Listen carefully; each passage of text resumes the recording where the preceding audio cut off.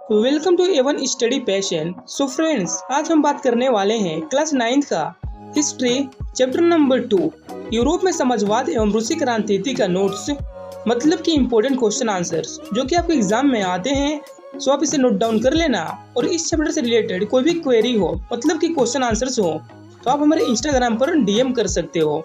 सो चलिए स्टार्ट करते हैं अपने प्रश्न उत्तर। सो हमारा पहला प्रश्न है, 1950 से पहले रूस के सामाजिक, आर्थिक एवं राजनीतिक हालात कैसे थे। मतलब कि नॉर्मली पूछा जा रहा है इस क्वेश्चन में कि 1950 से पहले जो रूस के लोग थे उनका इकोनॉमिक कैसा था, उनके पैसे के मामलों में कैसे थे और उनका जो शासक था वो किस प्रकार का था। सो इन सब के बारे में बताना है। सो इस प्रश्न का उत्तर है हमारा, ग्रामीण क्षेत्र में समाज, मजदूर, अभिजात वर्ग और चर्च के बीच बटा था। जो इनका ग्रामीण क्षेत्र था वो 3 वर्गों में बटा था। पहला था सामाजिक वर्ग, दूसरा था अभिजात वर्ग और तीसरा था चर्च। सेकंड पॉइंट है हमारा, लगभग 85% जनसंख्या कृषि कार्य से जुड़ी हुई थी। मतलब कि जो यूरोप के लोग हैं उनमें से 80% जो लोग हैं वो कृषि करते थे, सिर्फ मतलब कि खेती करते थे। तीसरा पॉइंट है, कारखानों से प्राप्त लाभ पर मालिकों का हक। कहने का मतलब ये है कि यूरोप में जितने भी कारखाने थे और उनसे जो भी फायदा होता था कारखाने से, उन पर जो है सिर्फ मालिकों का हक हुआ करता था। और बेसिकली आज के टाइम में भी यही है। और फोर्थ पॉइंट है हमारा, मजदूरों, भूमिहीन, किसानों व महिलाओं को शासन में भाग लेने का अधिकार नहीं था। मतलब जो यूरोप में रहने वाले भूमिहीन किसान थे या मजदूर थे और महिलाएं, उन सबको शासन में भाग लेने का अधिकार नहीं था। मतलब कि ना ही वो किसी भी तरह का चुनाव लड़ सकती हैं और न ही किसी को वोट दे सकती हैं। सो ये था 1950 से पहले रूस में रहने वाले लोगों का सामाजिक, आर्थिक और राजनीतिक हालात, जिसके बारे में हमने बात कर लिया। और बढ़ते हैं अपने अगले प्रश्न की ओर, जो कि है हमारा प्रश्न नंबर 2। 1917 में रूस में जार का शासन क्यों समाप्त हो गया। मतलब कि 1917 के दौरान जो रूस में जार का शासन था वो क्यों खत्म हो गया, उसका कारण क्या था, उन सब के बारे में बात करेंगे। सो चलिए देखते हैं इस प्रश्न का उत्तर क्या है हमारा। सो पहला पॉइंट है हमारा, प्रथम विश्व युद्ध में लगभग 70 लाख रूसी मारे गए थे। सो पहला सबसे बड़ा कारण यही था जिसकी वजह से रूस में जार का शासन समाप्त हो गया था। और दूसरा पॉइंट है, सैनिक युद्ध लड़ने के पक्ष में नहीं थे, वो युद्ध को जारी रखने के सरकारी निर्णय के विरुद्ध थे। मतलब कि जो जार के सैनिक थे वो युद्ध नहीं लड़ना चाहते थे और जिसने ये निर्णय किया था उनके भी विरुद्ध थे। और तीसरा कारण था, फौज और श्रमिकों ने पेट्रोग्राद सोवियत का निर्माण किया और जार के शासन को अंत किया। जो उनके फौज थे उन्होंने ही श्रमिकों के साथ मिलकर एक पेट्रोग्राद सोवियत का निर्माण किया और इसी के साथ जार के शासन पर हमला किया और उसका अंत कर दिया। सो ये कुछ कारण थे जिसकी वजह से 1917 में रूस में जार का शासन समाप्त हो गया था। सो इसी के साथ बढ़ते हैं अपने अगले प्रश्न की ओर, जो कि हमारा प्रश्न नंबर 3। लेनिन की अप्रैल थीसिस की मांग क्या थी। जो लेनिन थे उन्होंने क्या मांग की थी। सो इस प्रश्न का उत्तर है हमारा, पहला पॉइंट, युद्ध समाप्त कर दिया जाए। मतलब जो युद्ध चल रही थी उसके दौरान उसको समाप्त कर दिया जाए, उनका पहला मांग था। और दूसरा मांग था, जमीन किसानों को दे दिया जाए। जो साहूकार जमीन लिए थे किसानों का, उन्हें वापस करने का मांग किए थे।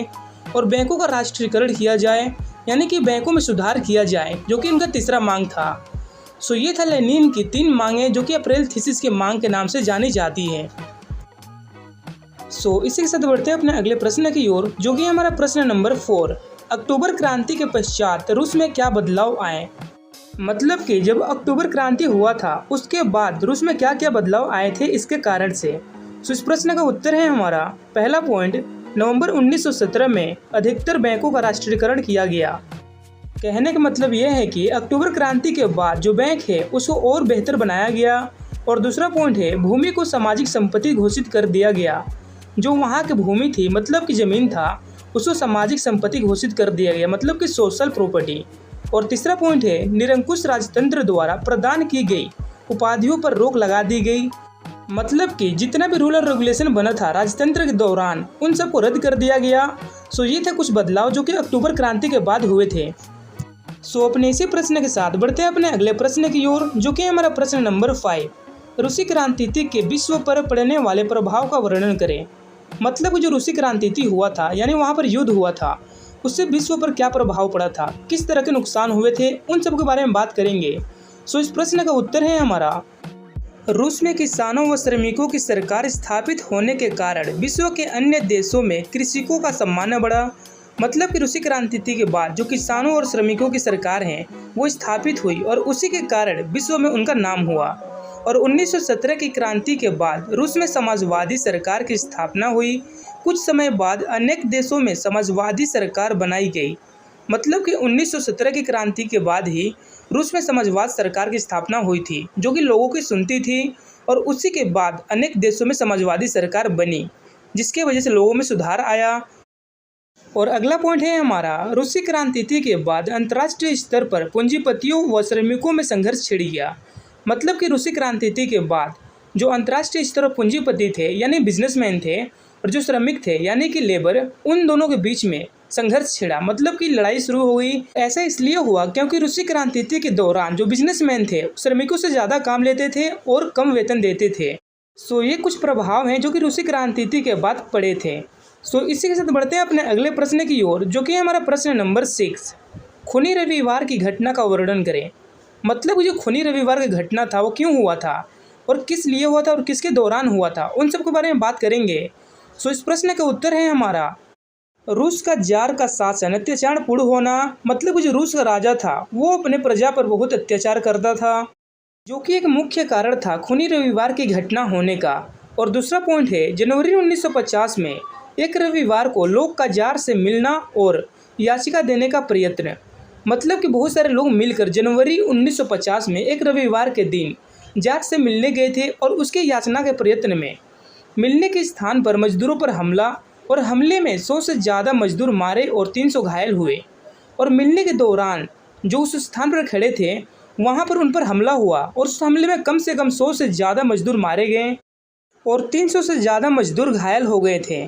और इसी वजह से इस दिन को खूनी रविवार के नाम से जाना जाता है। सो इसी प्रश्न के साथ बढ़ते हैं अपने अगले प्रश्न की ओर जो कि हमारा प्रश्न नंबर 7। 1917 की रूसी क्रांति से पहले रूस में श्रमिकों की क्या हालात थी। मतलब जब रूसी क्रांति नहीं हुआ था उससे पहले जो रूस में लोग रहते थे यानी श्रमिक रहते थे उन लोगों के हालात कैसे थी, कंडीशन कैसे थी और उनके रहन सहन कैसे था, उन सब के बारे में बात करेंगे। सो चलिए देखते हैं इस प्रश्न का उत्तर क्या है हमारा। सो हमारा पहला पॉइंट है, सामाजिक एवं आर्थिक बदलाव का दौर था और औद्योगिक क्षेत्र विकसित हो रहे थे। मतलब कि रूसी क्रांति से पहले वहाँ पर सामाजिक एवं आर्थिक बदलाव हो रहे थे और नई नई फैक्ट्रियाज लग रही थी। और दूसरा पॉइंट है, औद्योगिकरण में औरतों और आदमियों और बच्चों को कारखाने में खड़ा कर दिया गया। मतलब कि जब औद्योगिकरण हुआ, मतलब फैक्ट्रियाज बनी, तो उसके दौरान औरत को, आदमी को और बच्चों को सबको ले जाकर कारखाने में खड़ा कर दिया गया काम करने के लिए। और काम के घंटे ज़्यादा और मजदूरी कम होती थी। मतलब कि रूसी क्रांति से पहले जो लोग काम करते थे कारखाने में वहाँ पर काम करने घंटे तो ज़्यादा था। मतलब कि मजदूरों से काम ज़्यादा करवाया जाता था और उन्हें मजदूरी बहुत ही कम दी जाती थी जिसकी वजह से उनका गुजारा नहीं हो पाता था। सो ये था कुछ इंपॉर्टेंट पॉइंट जो कि 1917 की रूसी क्रांति से पहले का है जो कि श्रमिकों का हालात था, उन सब के बारे में हमने बात कर लिया। और बढ़ते हैं अपने अगले प्रश्न की ओर जो कि हमारा प्रश्न नंबर 8। 1917 के रूस में हुई अक्टूबर क्रांति का वर्णन करें। मतलब कि जो 1917 में अक्टूबर क्रांति हुआ था रूस में, उन सब के बारे में बात करेंगे। सो चलिए देखते हैं क्या है इसका उत्तर। सो इस प्रश्न का उत्तर है हमारा, यह क्रांति का दूसरा दौर था और फरवरी क्रांति के बाद रूस की सत्ता केरेंस्की ने संभाल ली। मतलब कि यह क्रांति का दूसरा दौर था और इसमें फरवरी क्रांति के बाद रूस की सत्ता जो है केरेंस्की ने संभाल ली थी। और उससे पहले फरवरी क्रांति में दूसरा राजा था जो कि राज करता था रूस पर। और दूसरा पॉइंट है, वह जनता की आवश्यकता पूरा न कर सका, मजदूरों को अधिकार और किसानों को भूमि न दिला सका। जो केरेंस्की आया था वो जो है जनता की आवश्यकता पूरा नहीं कर पाया और मजदूरों को अधिकार और किसानों को भूमि नहीं दिलवा सका। और इसी के कारण अस्थायी सरकार को भंग कर दिया और केरेंस्की देश छोड़कर भाग गया और शासन लेनिन के हाथ में आ गया। मतलब कि जो ये है आवश्यकताओं को पूरा नहीं कर पाया मजदूरों को और किसानों का, तो उसके वजह से उनका सरकार जो है भंग हो गया, मतलब कि गिर गई और केरेंस्की जो है देश छोड़कर भाग गया। और उसके बाद जो शासन है लेनिन के हाथ में आ गया जो कि फरवरी क्रांति के दौरान राजा थे। सो हमारे इस प्रश्न का कुछ इंपॉर्टेंट पॉइंट था जिसके बारे में हमने बात कर लिया, जिससे आपको अक्टूबर क्रांति के बारे में जानने को मिला। और अगला प्रश्न है हमारा प्रश्न नंबर 9। प्रथम विश्व युद्ध का रूस की अर्थव्यवस्था पर क्या प्रभाव पड़ा। मतलब जो पहला विश्व युद्ध हुआ था उसके वजह से जो रूस है उसके ऊपर अर्थव्यवस्था का क्या प्रभाव पड़ा, मतलब इकोनॉमिकली कैसे प्रभावित हुआ। इस प्रश्न का उत्तर है हमारा जागीरों को छीनकर किसानों में भूमि का बंटवारा और उद्योगों पर राज्यों का नियंत्रण। मतलब कि साहूकारों से उनके जमीन को छीन लिया गया और किसानों में बांट दिया गया और उद्योगों पर राज्यों का नियंत्रण हो गया। मतलब कि जो राज्य है वो सारे फैक्ट्रीज पर नियंत्रण कर लिया, मतलब कि कंट्रोल कर लिया। दूसरा पॉइंट है विकास के लिए आर्थिक नियोजन और सम्राटवाद का अंत। मतलब कि विकास करने के लिए उस एरिया में, मतलब कि रूस में विकास करने के लिए समाजवादियों का अंत कर दिया गया। और अंतर्राष्ट्रीयता को प्रोत्साहन, मतलब कि जो विदेशी कंपनियां हैं उन सबको अपने सद्व्यापार करने के लिए प्रोत्साहित किया गया। ये कुछ इंपॉर्टेंट पॉइंट है जो कि प्रथम विश्व युद्ध का रूस की अर्थव्यवस्था के प्रभाव को दिखाता है। चलिए इसी के साथ बढ़ते हैं अपने अगले प्रश्न की ओर, जो कि हमारा प्रश्न नंबर 10। हमारा प्रश्न नंबर 10 है आरंभिक समाजवादियों के विचार का वर्णन करें। मतलब जो स्टार्टिंग में जो समाजवादी हैं उनका विचार क्या था, उन सब के बारे में बात करेंगे। चलिए देखते हैं इस प्रश्न का उत्तर क्या है हमारा। पहला पॉइंट है निजी संपत्ति का विरोध और सामूहिक समुदायों की स्थापना पर बल। मतलब कि समाजवादी जो हैं वो निजी संपत्ति रखने वालों का विरोध करते थे और सामूहिक समुदाय को स्थापना पर बल देते थे, मतलब वो बनाना चाहते थे। और दूसरा पॉइंट है सामूहिक उद्यमों की स्थापना में सरकार की भूमिका पर बल। जो सामूहिक उद्यम है, मतलब फैक्ट्रियां हैं, उन सबको स्थापित करने के लिए सरकारों का हेल्प करते थे।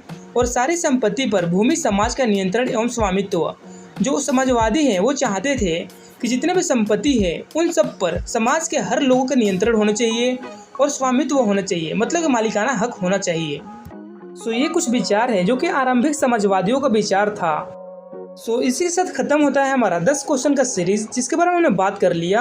और अगर आप हमारे चैनल पर नए हो तो सब्सक्राइब कर लेना और वीडियो को लाइक कर लेना। और अगर आपको इस चैप्टर से रिलेटेड कोई भी क्वेरी हो तो आप हमें इंस्टाग्राम पर DM कर सकते हो। And thank you so much for watching my video.